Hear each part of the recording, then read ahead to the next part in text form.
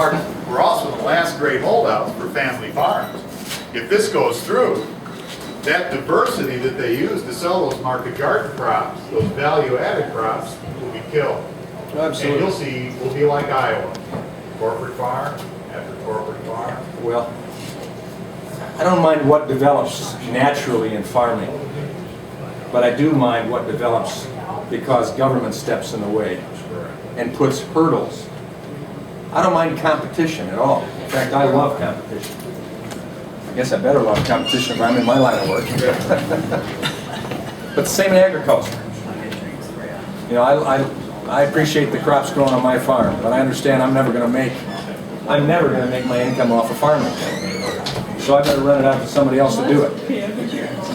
The bottom line, we better welcome. I won't ask if you're carrying. I know it. Anyway, thanks for bringing it up. But you didn't mention the hamburger bill either. That goes. There are a lot more on Oh that. yeah, I mean the hamburger bill that.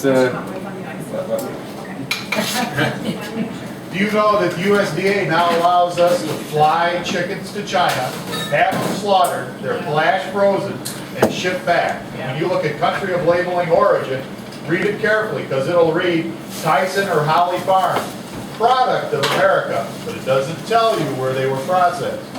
How can it be cheaper to process them over there than process them here? Only because of the excessive regulations and taxation we put on our business and our processors. Absolutely. Absolutely. Yes. I have two questions. First of all, I'm an architect in the Michigan area. You can imagine what that business is like these days. And You have time on your hand, don't you? my wife was in the trucking industry, which of course transportation has also gone down, so she's been unemployed for a little over a year and a half. And so our COBRA ran out last month. So we are currently uninsured, or self-insured, whatever you want to call it. We have a fair amount of retirement income, so if a catastrophe happened, we should be okay. We're going to go ahead and purchase one of these very high limit catastrophic insurance, health insurance. It'd be nice if there was a federal program to help normal people that even in these bad times, maybe jointly, we might make 30 or 40,000 a year instead of 100,000 a year. We don't qualify for Medicaid.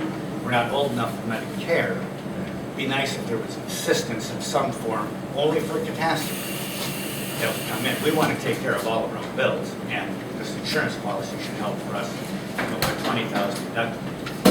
I don't know where you stand on minor assistance or some of these health programs dealing with people like that. The other question I've got is, as an architect and in this economy, obviously there's not a whole lot of construction going on, and so our architectural business has gone from 4 full-time employees plus myself to 1 part-time employee. And we're making a living, but this whole government spending, jobs, bills, went to highway department funding and bridges and whatever. If it would have gone to small projects, it could have gone to township halls, it could have gone to roadside rest areas, it could have gone to parks. The amount of, if it went to like small stuff, and it would have only taken a very small amount of what the entity was spending, it would have been very diverse projects, non-union.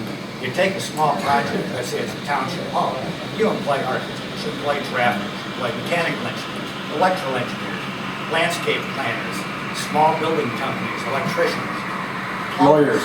You know, you get all sorts of people involved in these small projects that would create a whole lot more jobs for a whole lot less money than the way they ended up spending. I don't know how your feeling is on repairing some of the damages. Yeah, well, if I would have been pushing, if I'd have been there pushing for something, I'd say forget the stimulus as a stimulus.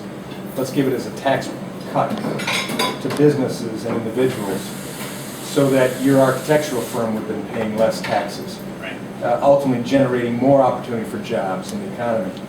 That's the ideal world of what my brain thinks about in generating an economy that grows, as opposed to giving artificial stimulus, or even setting up an insurance program like you're talking about. I understand where you're coming from there.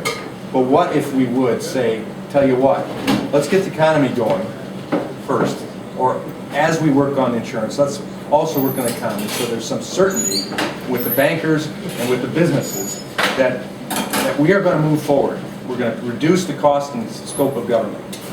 And we're going to take their handprint off as much as possible.